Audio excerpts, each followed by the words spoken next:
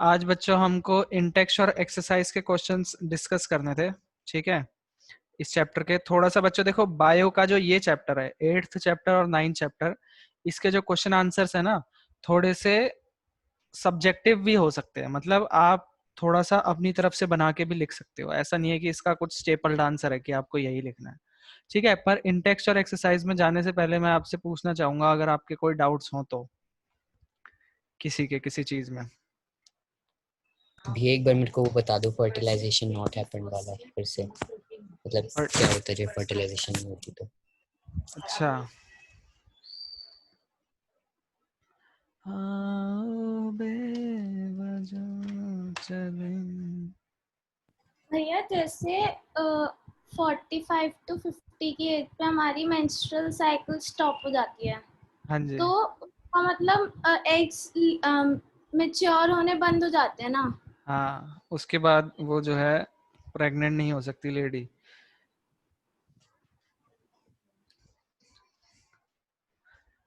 Pause लग गया, मीनो pause. Chapter number 8 देख रहे हैं हम, ठीक है। अब ये बात कर रहे थे कि when fertilisation does not happen, when fertilisation does not occur, ठीक है। तो हमारा क्या होगा, तो हम पहले फिगर ले लेते हैं ताकि हम साथ के साथ बात कर पाए। बेवजह चले, चले ना किसी से। गुड इवनिंग भैया। Good evening, good evening. कौन है ये गुड इवनिंग वाला? पंकज। चलो, पंकज। हाँ, देखो बच्चों, जब फर्टिलाइजेशन नहीं होगा तो हमने बोला था कि फर्टिलाइजेशन होने के लिए क्या क्या किया जाता है। जैसे ये जो यूटेरस की वॉल है, इसको प्रिपेयर किया जाता है प्लेसेंटा की मदद से, ठीक है। यहाँ पर हमारा जो एग है, ये ओवरी ने एग रिलीज किया है, ये एग जो है यहाँ पर 1 मंथ तक रहेगा, वेट करेगा, ठीक है। 28 डेज, 28 डेज या 1 मंथ तक यहाँ पर रहेगा और वेट करेगा स्पर्म के आने का कि फर्टिलाइजेशन हो जाए, ठीक है। और अगर फर्टिलाइजेशन हो गया तो उसके लिए बाद के जो इवेंट है, पोस्ट फर्टिलाइजेशन इवेंट्स जो हैं, जब जाइगोट यहाँ इम्प्लांट हो जाएगा और उसको न्यूट्रिशन देना है, तो मतलब आगे की सोच के चल रहे हैं पहले से कि ये हो जाएगा, तो उसके लिए पहले से प्रिपरेशन करके चल रहे हैं। हमने यहाँ पर प्लेसेंटा प्रिपेयर कर ली कि अगर फर्टिलाइजेशन हो गया तो हम न्यूट्रिशन देंगे। पर अगर इसने 1 महीने तक वेट करा और फर्टिलाइजेशन नहीं हुआ, ठीक है, तो ये एग क्या करेगा, ये डाई कर जाएगा। ये एग जो होगा भैया हमारा, ये ये, प्लासेंटा जो है पहले से ही प्रिपेयर हो जाती है। हाँ, ठीक है। जैसे ही प्लासेंटा ब्रेक हुई 1 महीने की साइकिल के बाद, उसके बाद यहाँ से दूसरा एग रिलीज हो जाएगा, यहाँ से या यहाँ से, तो फिर उसके लिए दोबारा से प्रिपेयर होने लग जाएगी प्लासेंटा, या ठीक है। हाँ, या मतलब पहले तो ओवरी में कहते हैं बहुत सारे इमेच्योर्ड एग होते हैं, फिर ये मतलब जैसी प्यूबर्टी हाँ की एज आती है तो फिर ये मैच्योर होने लग जाते हैं, तो फिर ये कहाँ पे इम्प्लांट हो जाते हैं, ये ओविडक्ट पे। हाँ, यहाँ से निकल के आने लगते हैं फर्टिलाइजेशन के लिए, ये नीट तक का करते हैं उसके बाद। ठीक है। अब अगर फर्टिलाइजेशन हुआ तो फर्टिलाइजेशन हो जाएगा यहाँ पर अगर फर्टिलाइजेशन नहीं हुआ तो वो एग क्या कर जाएगा, डाई कर जाएगा। वो एग जो है हमारा वो मर जाएगा, ठीक है। अब एग अगर मर गया तो फिर ये जो प्लासेंटा है इसका कुछ काम नहीं है जो तैयारी की थी, ठीक है। तो ये वॉल भी ब्रेक हो जाती है, ठीक है। तो यहाँ से वजाइना से ब्लड और म्यूकस सारा का सारा, ये ब्राउन कलर की बॉल है ना प्लासेंटा की। ये ब्राउन इसमें दिख रही है, इसमें ब्लड होता है काफी ज्यादा, तो ये आप डार्क रेड समझ सकते हो आप इसको, ठीक है। अच्छा भैया। हाँ, डार्क रेड या थोड़ा सा, हाँ, डार्क रेड ब्राउन थोड़ा एक जैसा ही होता है, इसमें म्यूकस भी है। तो सारा का सारा फिर ये जो ब्लड और म्यूकस है, ये वजाइना के थ्रू बाहर निकल आएगा। इसको हम मेंस्ट्रुअल साइकिल कहते हैं, ठीक है।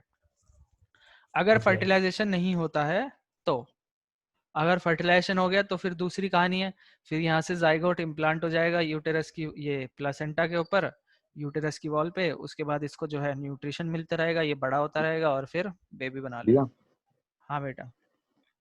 हाँ, तो वो पहले जो हमारा उसमें मतलब स्पर्म था, तो फिर वो वहां से वेजाइना के थ्रू आके उससे वो ओविडक्ट पे वो करेगा, फ्यूज करेगा, उसके बाद जाइगोट बनेगा, फिर वो जाइगोट वहां पे इम्प्लांट हो जाएगा यहाँ पे हाँ, प्लेसेंटा पे। जाइगोट फिर यहाँ से यहाँ पर आएगा और यहाँ इम्प्लांट हो जाएगा। यहाँ भी हो सकता है, यहाँ भी हो उसके बाद सकता है, क्या होगा? कहीं भी हो सकता है। फिर उसके बाद उसको न्यूट्रिशन मिलेगा, वो डिवाइड होता रहेगा, बड़ा होता रहेगा, फिर उसकी ग्रोथ हाँ होगी। फिर फीटस बनेगा।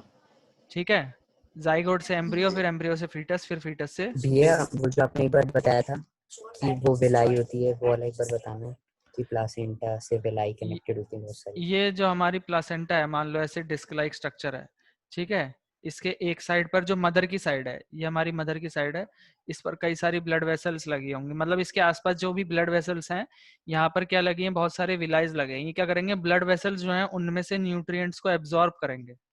ठीक है, जैसे हमारी स्मॉल इंटेस्टाइन में थे ना विलाई, जो कि हाँ न्यूट्रिएंट्स को भैया। एब्जॉर्ब करके ब्लड वेसल में मिक्स कर रहे थे, ये ब्लड वेसल से न्यूट्रिएंट्स को लेंगे।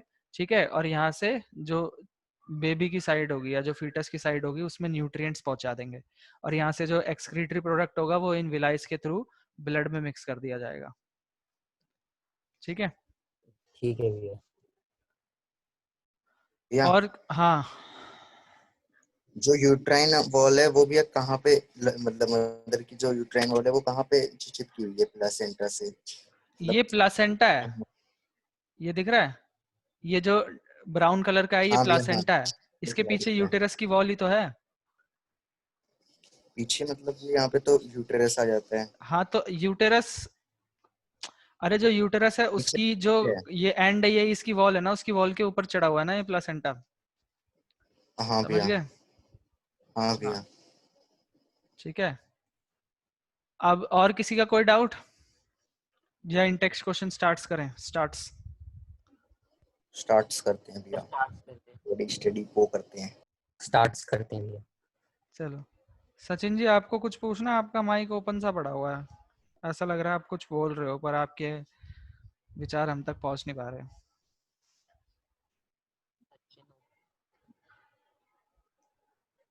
No sir. नो सर कह रही हैं, सचिन होती इन द चैट। चलो, तो बच्चों फिर हम सबसे पहले इन टेक्स्ट क्वेश्चन डिस्कस कर लेते हैं, ठीक है, कैसे क्या है। और देखो क्लास रिकॉर्ड हो रही है, तो मैंने जैसे अभी आप लोगों को बताया कि ये जो,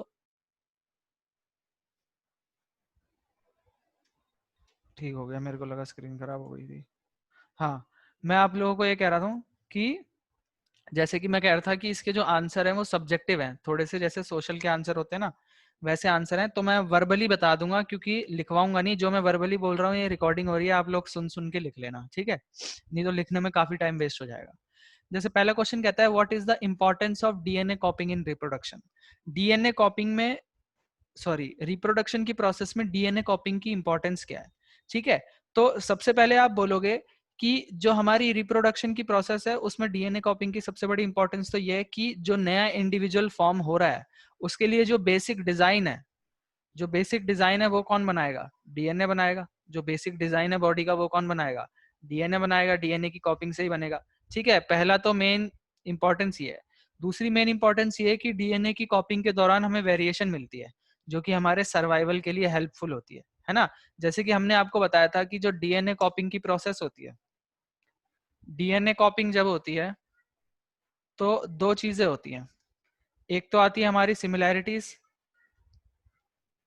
है ना, और कुछ आते हैं हमारे क्या, वेरिएशंस या डिफरेंसेस। जब भी डीएनए कॉपिंग हाँ होती है तो भैया, हम बोलते हैं 95% सिमिलर है और 5% थोड़ा सा डिफरेंट है।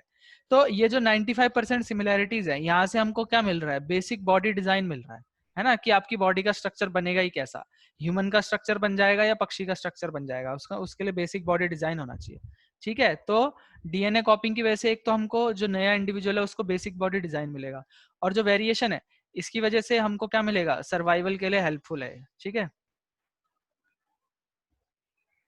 ये हमारी सर्वाइवल में मदद करेगा। ठीक है, तो इसमें आप क्या क्या बोल सकते हो? जैसे आप बोलोगे कि the importance of DNA copying is as follows. ठीक है, उसमें मान लो पहला पॉइंट आपने बोल दिया कि it helps in making a basic body design for the new individual. ठीक है, या it maintains the characteristics of the species.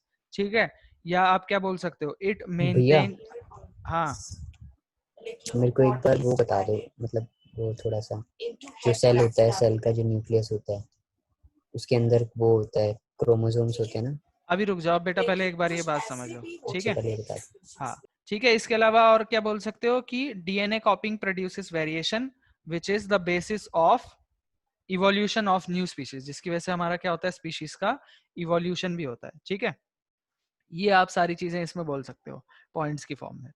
अगला क्वेश्चन कहता है why is variation beneficial to the species but not necessary for the individual. अब ये question समझना बहुत जरूरी है। कहता है कि जो वेरिएशन है ये हमारी स्पीशीज के लिए तो फायदेमंद है पर इंडिविजुअल के लिए उतना ज्यादा फायदेमंद नहीं है। कहने का मतलब ये है कि अगर मैं सिर्फ एक इंडिविजुअल की बात करूं, जैसे मैं अगर एक ह्यूमन बीइंग की बात करूं या आप अपनी बात करो सिर्फ, तो आपके लिए वेरिएशन का इतना बड़ा महत्व नहीं है। पर अगर हम पूरी स्पीशीज के रूप में देखेंगे तो वहां पर जो है वेरिएशन की क्या है, इंपॉर्टेंस है। ऐसा क्यों है, क्योंकि जो वेरिएशन होता है ये जो या जो इवोल्यूशन की हम बात करते हैं, ये क्या आता है, ऐसे एक बार में नहीं आ जाता है, कई सालों बाद आता है ना। वेरिएशन के बाद वेरिएशन के बाद वेरिएशन के बाद वेरिएशन, बहुत सारी वेरिएशंस के बाद जो है किसी भी स्पीशीज का क्या होता है, इवोल्यूशन होता है, या एक नया कुछ कैरेक्टरिस्टिक निकल के आता है। ठीक है, तो अगर एक इंडिविजुअल की बात करेंगे तो उसमें अगर वेरिएशन नहीं आए तो कोई इतनी बड़ी बात नहीं है, वो अपना लाइफ सरवाइव कर लेगा। क्योंकि हमने मेन बात क्या करी थी, वेरिएशन हमारा हेल्पफुल क्यों है, वेरिएशन हमारे लिए फायदेमंद तब है जब हमारा एनवायरनमेंट चेंज हो जाएगा, है ना। और सर अगर हमें वीडियो लिखना देख कर लिखना है तो सर हमें हिंदी को इंग्लिश में नहीं, बेटा अभी मैं समझा रहा हूँ। जैसे मैंने पहले का आंसर आपको इंग्लिश में बताया ना, उसके बाद आपको इंग्लिश में लिख लेना है आंसर। जैसे मैं पहले समझा रहा हूँ उसके बाद इंग्लिश में एक बार बोल दूंगा, उस आंसर को इंग्लिश में लिख देना। जैसे कि पहला आंसर मैं फिर से बोल देता हूँ, कहता है what is the importance of DNA copying in reproduction. ठीक है, तो आप बोल दोगे कि the importance of DNA copying in reproduction is as follows. सबसे पहला पॉइंट आप बोल सकते हो कि it helps in maintaining the characters of species. ठीक है, ये आप बोल सकते हो कि it maintains the continuity of life, या आप बोल सकते हो कि it provides a basic body design to the individual. ठीक है, उसके बाद आप बोल सकते हो कि it produces variation in organisms which is the basis of evolution और which will help in the survival of a species. ये 2-3 पॉइंट आप इसमें लिख सकते हो जो मैंने अभी इंग्लिश में बोले, ये आपको आंसर में लिखना है। अब सेकंड क्वेश्चन जो है, इसको पहले मैं समझा रहा हूं आपको। ये कहता है कि हाँ ठीक है सचिन, ये कह रहा है कि जो वेरिएशन है वो इंडिविजुअल के लिए इतनी इंपॉर्टेंट नहीं है पर स्पीशीज के लिए इंपॉर्टेंट है। तो देखो अगर एक सिंपल इंडिविजुअल की बात करेंगे तो उसकी लाइफ स्पैन में, आपके लाइफ स्पैन में ऐसा तो नहीं होगा ना कि अभी मान लो एवरेज टेम्परेचर अर्थ का अगर 35 डिग्री सेल्सियस है तो आप ही के लाइफ स्पैन में, अब जैसे हम सुनते हैं कि ग्लोबल वार्मिंग हो रही है ना, तो जो टेम्परेचर है वो धीरे धीरे बढ़ रहा है ग्लोबली या इंटरनेशनल लेवल पर, ग्लोबल लेवल पर टेम्परेचर धीरे धीरे बढ़ रहा है। ऐसा तो नहीं होगा ना कि एक सुबह आप उठोगे और एकदम टेम्परेचर अर्थ का 100 डिग्री सेल्सियस हो गया, ऐसा तो नहीं होगा, है ना, कि एक सुबह आप उठे और अर्थ का टेम्परेचर 100 डिग्री सेल्सियस हो रखा है या 200 डिग्री सेल्सियस हो रखा है। अगर एनवायरनमेंट में भी चेंज होते हैं तो वो बहुत धीरे धीरे होते हैं, है ना। तो इंडिविजुअल की लाइफ तो सरवाइव हो जाती है। हमें टेंशन किस चीज की है, हमें पूरी स्पीशीज की टेंशन है कि हमारी जो पूरी प्रजाति है वो कहीं गायब ना हो जाए। तो पूरी प्रजाति के लिए वेरिएशन जो है हमारा फायदेमंद है। अगर एक इंडिविजुअल की बात करें तो उसके लिए वेरिएशन की जो है इतनी ज्यादा इंपॉर्टेंस नहीं है। ये बात आई समझ में?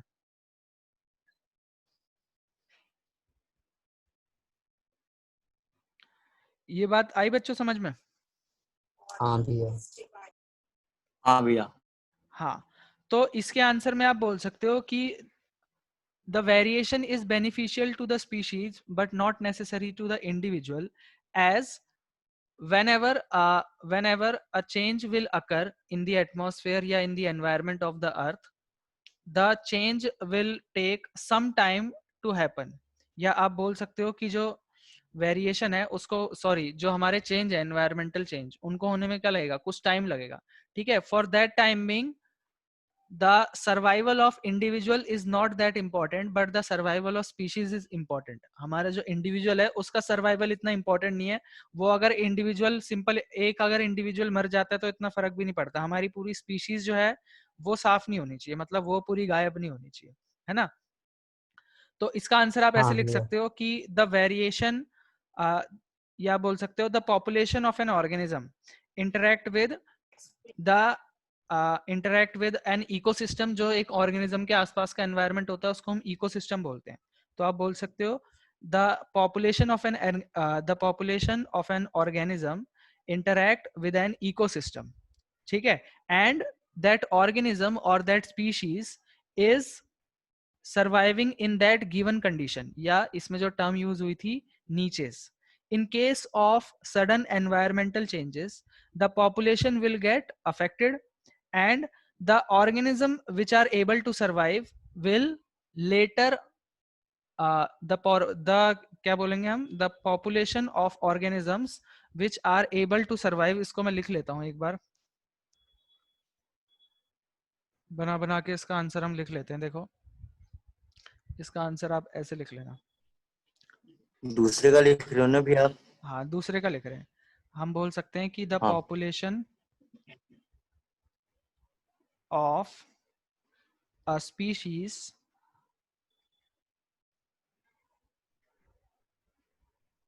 the population of a species is adaptable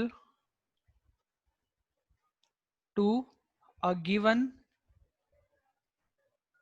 ecosystem if the ecosystem or the environment changes suddenly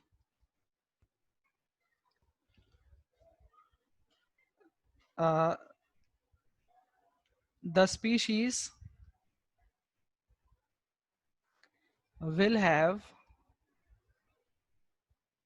some organisms, the species will have some organisms that are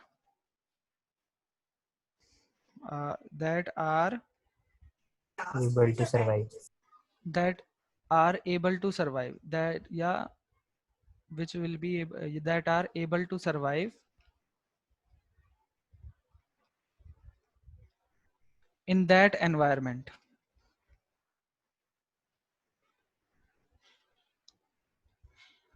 Those organisms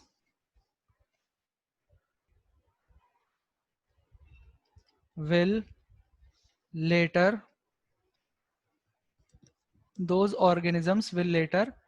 play a role in the evolution of that species. उसके बाद उन्हीं organisms का जो DNA वो आगे जाएगा और फिर हमारी स्पीशीज का क्या हो जाएगा, इवोल्यूशन हो जाएगा। हाँ बेटा बोलो।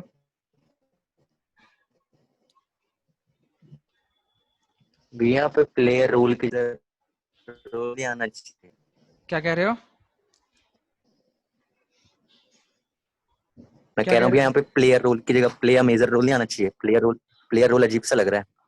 ठीक है, यहाँ पर लिख लेना play a major role in the evolution of the ठीक है। स्पीशीज। ठीक है, ये हो गए। अब नेक्स्ट इंटेक्स्ट पर चलते हैं। ये कहता है how does binary fission differ from multiple fission. तो आप क्या बोल सकते हो? ये इसमें 2 डॉटर सेल होते हैं बाइनरी में, और फिजन बाइनरी फिजन में more 2 than 2। डॉटर सेल है, मल्टीपल Multiple। फिजन में ये भी एक बार में। फेवरेबल कंडीशन में होता है, अनफेवरेबल कंडीशन। हाँ ठीक है, ये लिख सकते हो आप इसमें। उसके बाद कहता है how will an organism be benefited if it reproduces through spores. अगर वो स्पोर्स की मदद से रिप्रोड्यूस करता है तो उसके क्या क्या बेनिफिट्स होंगे? देखो इसका एक ही बेनिफिट सबसे बड़ा ये है कि ये एक बार में ही बहुत सारे स्पोर्स रिलीज करता है ना, तो ये मल्टीप्लाई फास्ट करेगा। और एक चीज याद रखना बच्चों, कोई भी अगर एसेक्सुअल रिप्रोडक्शन के किसी भी पार्ट का, जैसे स्पोर फॉर्मेशन का, वेजिटेटिव का, या किसी और का भी रीजनरेशन का, अगर एडवांटेज पूछता है, यानी कि किसी भी एसेक्सुअल रिप्रोडक्शन का एडवांटेज पूछता है, ठीक है, तो आपको उसमें क्या बताना है? आपको उसमें सबसे पहले तो ये बताना है कि उसमें जो ऑर्गेनिजम्स होंगे वो एकदम सिमिलर होंगे अपने पेरेंट के। ठीक है, उसमें आप ये पॉइंट हमेशा बोल सकते हो कि जो हाँ भैया। ऑर्गेनिज्म होंगे वो क्या होंगे, आइडेंटिकल होंगे अपने पेरेंट्स के। ठीक है, ठीक है। हाँ भैया। एक ये बोल दोगे, और दूसरा पॉइंट आप हाँ इसमें ये भैया। बोल दोगे कि एक बार में ही बहुत सारे इंडिविजुअल प्रोड्यूस कर सकते हैं हम स्पोर फॉर्मेशन से। ठीक है, और एक चीज आप इसमें बोल सकते हो कि जो ऑफस्प्रिंग्स हैं या जो स्पोर्स हैं या जो इनको स्पोरेंजिया बोलते हैं हम, they are always protected inside the, इसको हम क्या बोलते हैं, बॉब लाइक स्ट्रक्चर को, कुछ नहीं है, इसका नाम नहीं है हमारे पास। ठीक है, आप ऐसे ही बोल सकते हो कि the spores are always surrounded by a thick layer which protects them from adverse conditions या अनफेवरेबल कंडीशन। ठीक है, ये इसके अंदर सेफली स्टोर्ड है। ठीक है, तो आप देखो क्या क्या एडवांटेज बोल सकते हो। सबसे पहला एडवांटेज आप बोल सकते हो कि the offsprings produced by spore formation are identical to the parents, ये पहला पॉइंट हो गया। दूसरा पॉइंट हम बोल सकते हैं कि many individual can be produced in one time. और तीसरा एडवांटेज आप बोल सकते हो कि the spores are surrounded by a thick layer which protects them in adverse condition या अनफेवरेबल कंडीशन। ये इसके 3 एडवांटेज हो जाएंगे। ठीक है, ये क्लियर है। हाँ भैया। नेक्स्ट कहता है कि हाउ विल एन नेक्स्ट कहता है can you think of reason why more complex organism can not give rise to new individual through regeneration. बोलता है अगर ज्यादा कॉम्प्लेक्स ऑर्गेनिजम्स की बात करते हैं हम तो उनमें रीजनरेशन नहीं होता। सिंपलर ऑर्गेनिज्म जो होते हैं जैसे हाइड्रा देख लिया हमने, ठीक है, उसमें रीजनरेशन होता है, पर जो कॉम्प्लेक्स ऑर्गेनिज्म है उसमें रीजनरेशन नहीं होता है। ऐसा क्यों है? तो इसका सिंपल आंसर ये है कि जो सिंपल ऑर्गेनिजम्स होते हैं या जो छोटे ऑर्गेनिज्म होते हैं उनकी बॉडी में जितने भी सेल्स हैं वो सभी के सभी क्या कर सकते हैं, वो सभी के सभी क्या होते हैं, रिप्रोडक्टिव सेल्स होते हैं। रीजनरेट हो सकते हैं। हाँ, वो सभी के सभी मतलब जैसे कोई छोटी दुकान होती है या मान लो जैसे आप देखते हो कि आपके गली मोहल्ले के नुक्कड़ पे जो मोमोज वाला है वो एक छोटी दुकान है, कोई छोटी दुकान वाला है, तो उसमें क्या होता है, कुक भी वही होता है, बिल भी वही काट रहा होता है, थोड़ी देर बाद बर्तन भी वही साफ कर रहा होता है ना। अगर किसी बड़ी दुकान पे जाओगे तो वहां पर आपका बिलिंग काउंटर अलग होगा, ठीक है, कुक उसमें अलग होंगे, बर्तन धोने वाले लोग अलग होंगे। ठीक है, तो जहां पर कम सेल्स होते हैं जिनकी बॉडी में, उसमें हर सेल को सारा काम करना पड़ता है अगर थोड़ी सेल है। और कॉम्प्लेक्स ऑर्गेनिजम्स में हम देखते हैं कि हर काम के लिए स्पेशल टिश्यू होता है ना। अब जैसे हमारी बॉडी में हाँ भैया, रिप्रोडक्टिव रिप्रोडक्टिव सेल्स हैं, ऑर्गन्स भी होते प्रॉपर हैं। या रिप्रोडक्टिव ऑर्गन्स हैं, ठीक है, पर जो छोटे सेल्स हैं उनमें क्या है, सब उन्हीं सेल को सारे काम करने पड़ते हैं। ठीक है, तो हम इसमें बोलेंगे कि इन कॉम्प्लेक्स ऑर्गेनिजम्स, आप इसमें क्या बोलोगे कि in complex organisms every task या every function is performed by a special group of cells known as tissue. This is not the case in simple organisms where each cell is a each cell can perform cell division or reproduction in simple organism। ठीक है, ये answer clear हुआ? हाँ भैया। भैया हाँ, भैया जो वो होता है रीजनरेशन, वो तो कॉम्प्लेक्स ऑर्गेनिजम्स में ही होता है। नहीं नहीं, वो उतने भी सिंपल कॉम्प्लेक्स में नहीं होता, ऑर्गेनिज्म में सिंपल होता है। ऑर्गेनिजम्स में ही होता है, ज्यादा कॉम्प्लेक्स में नहीं होता। ठीक है, ज्यादा कॉम्प्लेक्स में नहीं होता। जैसे हम देख रहे हैं ना कि ह्यूमंस वगैरह में और जो फ्लावरिंग प्लांट्स है इनमें नहीं हो रहा ना रीजनरेशन। एकदम सिंगल सेल ऑर्गेनिज्म है उनमें भी नहीं होता है, जैसे अमीबा वगैरह में, नॉर्मल सिंपल ऑर्गेनिजम्स में होता है। ठीक है, ये ज्यादा जिनका कॉम्प्लेक्स में बॉडी नहीं। स्ट्रक्चर सिंपल होता है। हाँ, अगला कहता है वेजिटेटिव प्रोपगेशन के एडवांटेज बताने। ठीक है, तो एडवांटेज मैंने आपको लिखवा रखे हैं। ठीक है, वाई इज वेजिटेटिव हाँ भैया। प्रोपगेशन प्रैक्टिस्ड, तो ये सारे एडवांटेज मैंने आपको लिखवा रखे हैं।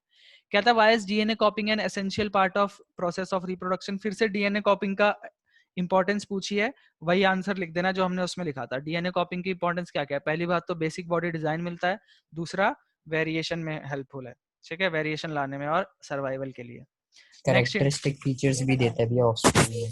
हाँ, नेक्स्ट इन टेक्स्ट क्वेश्चंस आ गए हमारे, बस यही है सीधा लास्ट इन टेक्स्ट क्वेश्चन। कहता है how is pollination different from fertilisation. तो पॉलिनेशन हम बोलेंगे pollination is the process of transfer of pollen from the anther of a stamen to the stigma of carpel. ठीक है, और fertilisation is the fusion of male and female gamete. ठीक है, ये हमारा जो हाँ भैया। पॉलिनेशन है it is taken place by various agents of pollination, और जो हमारा फर्टिलाइजेशन है ये तो हमारा फ्यूजन है। और एक बात आप और बोल सकते हो कि fertilisation is the post event after the pollination. Fertilisation जो है वो पॉलिनेशन के बाद होता है। ठीक है, नेक्स्ट कहता है सेमिनल वेसिकल का प्रोस्टेट ग्लैंड का रोल क्या है, ये हम डिस्कस कर चुके हैं। Changes seen in girls at the time of puberty, ये भी हम लिख सकते हैं। ठीक है, जो भी चेंजेस होंगे यहाँ से देख के लिख लेना।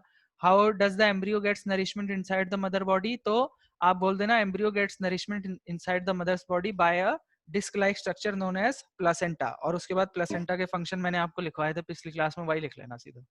ठीक है, अब ये क्वेश्चन काफी इंपॉर्टेंट है। ये कहता है if a woman is using copper T will it be help in protecting her from sexually transmitted disease. अगर कोई वुमन कॉपर टी यूज कर रही है तो क्या उस एसटीडी से सेफ है, यानी कि सेक्सुअली ट्रांसमिटेड डिजीजेस से सेफ है वो? नहीं भैया। नहीं भैया। ठीक है, वो सेफ नहीं है बच्चों। देखो एक चीज याद रखना, जैसे मैंने आपको डिफरेंट मेथड्स बताए थे कॉन्ट्रासेप्शन के, ठीक है, उसमें सिर्फ एक ही मेथड ऐसा है, बैरियर मेथड, बैरियर मेथड से होता है। ठीक है, जो आपको एसटीडी से प्रिवेंट करेगा। ठीक है, यानी कि यूज ऑफ कॉन्डम या डायफ्राम, ये आपको एसटीडी से प्रिवेंट करेंगे। इसके अलावा कोई भी मेथड ऐसा नहीं है जो आपको एसटीडी से प्रिवेंट नहीं कर रहा। क्यों? देखो जो सेक्सुअली ट्रांसमिटेड डिजीजेज हैं ये कैसे फैलेंगी, मतलब कोई भी चीज फैलने के लिए क्या होता है, जैसे जो एयर बॉर्न डिजीज होती है वो हवा से फैलती है, जैसे किसी के मुंह पे जाके आपने छींक दिया, या जो वाटर बॉर्न डिजीज होती है वो कैसे फैलती है, पानी से फैलती है ना, जैसे इन्फेक्टेड पर्सन है उसका जूठा पानी आपने पी लिया तो आपको हो जाएंगी। अब जो सेक्सुअली ट्रांसमिटेड डिजीज है ये कैसे फैलेंगी, सेक्सुअल कॉन्टेक्ट से, और जो बॉडी फ्लूइड्स होते हैं, जो बॉडी फ्लूइड्स होते हैं, ठीक है, जैसे कि स्पर्म है, ठीक है। अब जैसे अगर आप बैरियर मेथड यूज कर रहे हो तो स्पर्म तो यहाँ पे अंदर गया ही नहीं, बैरियर मेथड से तो स्पर्म अंदर गया ही नहीं, ठीक है, फीमेल की बॉडी के अंदर गया ही नहीं। अब स्पर्म अंदर गया ही नहीं तो उसके साथ वायरस भी नहीं जाएंगे। पर अगर कोई और मेथड यूज करोगे, जैसे कि अगर कॉपर टी यूज कर रहे हैं फीमेल, ठीक है, तो स्पर्म तो अंदर चला गया, उसके बाद स्पर्म को आपने किल कर दिया, लेकिन स्पर्म तो अंदर चला गया, जो उसके अंदर वायरस वगैरह है वो तो अंदर चले गए ना बॉडी के, तो वो फिर इन्फेक्टेड हो जाएगी। आई बात समझ में? Only barrier method can protect you from STDs. ये बात क्लियर है? हाँ भैया। इसमें ऐसे लिखेंगे क्या, मतलब बताने हाँ। ये कॉपर का मतलब कुछ वो रोल नहीं होता लिखेंगे जर्म्स कैसे, वगैरह मतलब को किल करने में? नहीं नहीं, इसका बस उसी में रोल होता है, स्पर्म और जाइगोट को किल करने में। इसमें आप ये लिख सकते हो कि copper T is a contraceptive method which can prevent in pregnancy or to kill zygote in the uterus. It cannot prevent a woman from sexually transmitted diseases. ठीक है, और इसके साथ एक लाइन और ऐड करके लिखना कि sexually transmitted diseases can be prevented by using barrier method only। आई बात समझ में? हाँ भैया। अब इसके बाद लास्ट आ जाते हैं हम एक्सरसाइज के क्वेश्चंस पर, ठीक है। सबसे पहले कहता है एसेक्सुअल रिप्रोडक्शन इनमें से किस में होता है, अमीबा, यीस्ट, प्लाज्मोडियम या लिशमानिया? ईस्ट। बडिंग में पूछ रहा है, तो बडिंग में क्या होता है, यीस्ट में होता है, बाकी ये सारे इसमें हाँ बडिंग वाले नहीं है। कहता है इनमें से कौन सा फीमेल रिप्रोडक्टिव सिस्टम का पार्ट नहीं है, तो वास्ट Vast डिफरेंस हमारी difference। मेल्स में होती है, वास्ट बाकी डिफरेंस। सारे तीनों फीमेल के हैं। कहता है एंथर कंटेन, एंथर क्या Pollen कंटेन grains। करता है, pollen grain pollen contain. Grains. Pollen कहता grains। है कि what are the advantages of sexual reproduction over asexual, तो ये मैंने स्टार्टिंग में आपको सेक्सुअल और एसेक्सुअल की हाँ डिफरेंस की भैया। टेबल लिखवाई थी, ठीक है। मेनली क्या है, देखो हमें एक तो मिलते हैं गुड कैरेक्टर्स मिलते हैं, जैसे एसेक्सुअल रिप्रोडक्शन में तो क्या है, एक ही पेरेंट है तो उसके जो कैरेक्टर है वो सीधा आ जाएंगे। सेक्सुअल रिप्रोडक्शन क्या है, दोनों पेरेंट के जो डोमिनेंट कैरेक्टर होंगे या दोनों पेरेंट के जो गुड कैरेक्टर होंगे वो हमारे नेक्स्ट जनरेशन में पास ऑन होंगे। दूसरी बात, वेरिएशन क्या होती है, सेक्सुअल रिप्रोडक्शन में ज्यादा होती हैं, और वेरिएशन ज्यादा होती है तो क्या होगा, सर्वाइवल के चांसेस भी हमेशा ज्यादा होंगे, ठीक है। इसके बाद कहता है what are the function perform by testis, तो लिखवा रखा है मैंने आपको टेस्टिस के फंक्शन क्या क्या है, स्पर्म प्रोड्यूस Sperm करना, produce करना हाँ टेस्टोस्टेरोन भैया। और प्रोड्यूस करना। सही। सेक्स हार्मोन्स प्रोड्यूस करना, व्हाई टेस्टोस्टेरोन। डज मेंस्ट्रुएशन अकर, तो उसके बाद जो मैंने आपको टॉपिक लिखवाया था ना कि what happens if fertilisation does not take place, तो ये आपको बताना है इसमें कि व्हाई डज मेंस्ट्रुएशन अकर, ठीक है। मतलब वो भी है पूरा, जो आपने पॉइंट लिखवाए हैं वही लिखना है। हाँ, इसमें आपको देखो सबसे पहले ये बोलना है कि एवरी मंथ या each month an egg is released by the ovary for fertilisation and uterine wall is prepared with blood and mucus.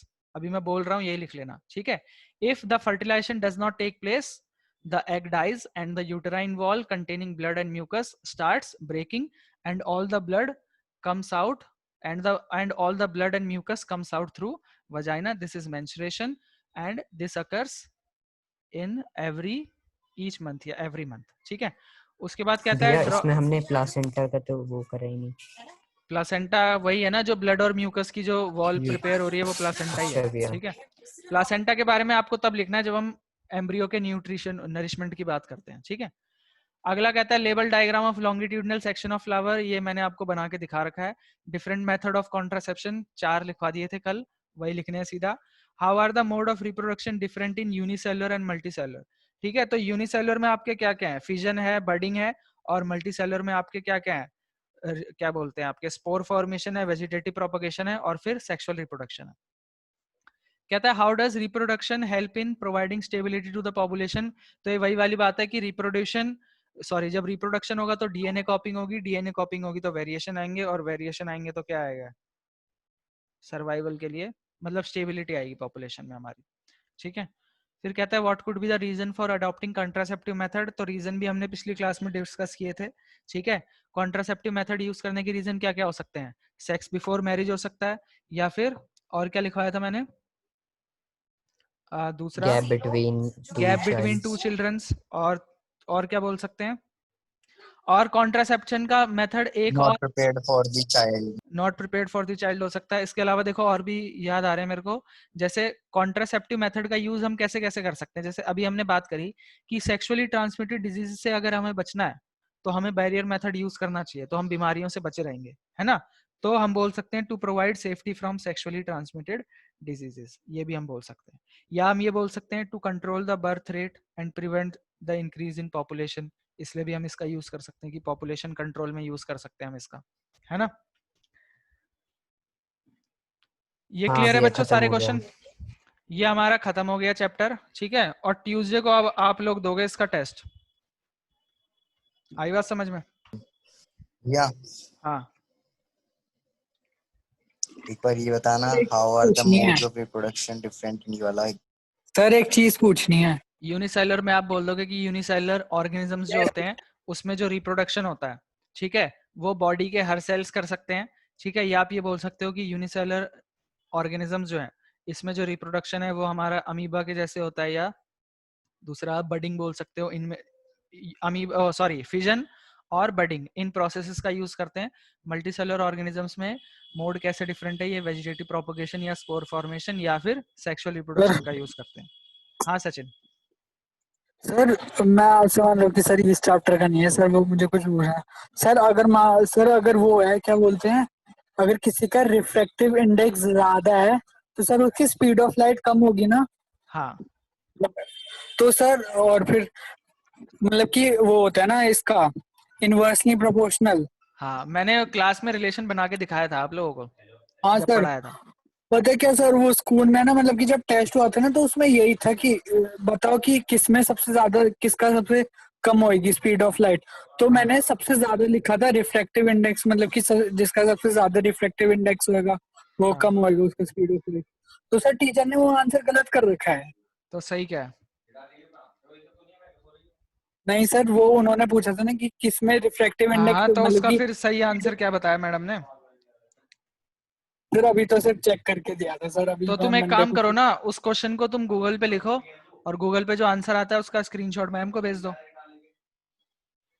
ठीक है सर। ठीक है। हाँ सर। क्या बोल रहा है अभिषेक? चलो ठीक है बच्चों, फिर मिलते हैं नेक्स्ट क्लास में, ठीक है, टेस्ट के साथ ट्यूसडे को। ठीक है भैया। ठीक है बच्चों, ओके, गुड इवनिंग।